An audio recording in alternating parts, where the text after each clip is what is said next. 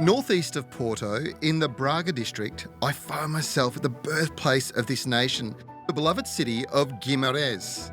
It's Portugal's first capital back in the 12th century and was home to its first king. With a captivating blend of medieval architecture, UNESCO World Heritage Sites, and a vibrant cultural scene, there's no shortage of incredible history and stories to discover. Barbara, this is a beautiful town. It's got an amazing history attached to it. And that castle is what, 1,000 years old? A little bit over 1,000 years ago, yes. Wow. So who built it? Well, this castle was ordered to be built by a countess, a woman, very important at the time.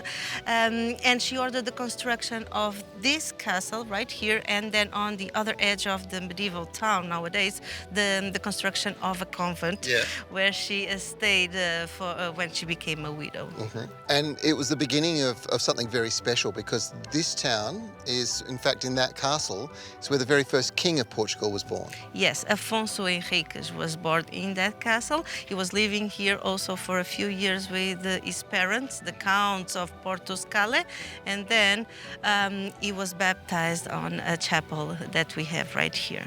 So it's a pretty special place. It is. And of course, it was the first capital of Portugal. It was when Afonso Henriques, right here where we are, declared himself king of Portugal.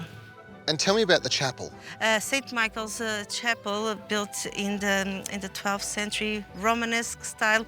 Inside we really have just a few graves, and that's it. A very quite special ambience that we feel inside. We have the oldest street in the country that was built to connect this area here of the castle and the convent downtown. We have the Olive Tree Square. We have so many churches and convents and monasteries that it is hard to choose one.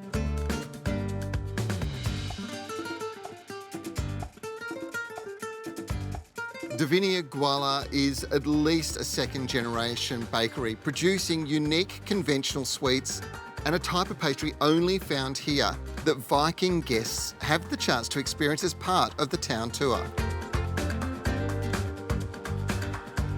It's one of the things that I love about cruising with Viking. It's the cultural immersion, the chance to visit towns, villages and cities that are just, well, simply remarkable. You get to meet the people, you get to taste the cuisine.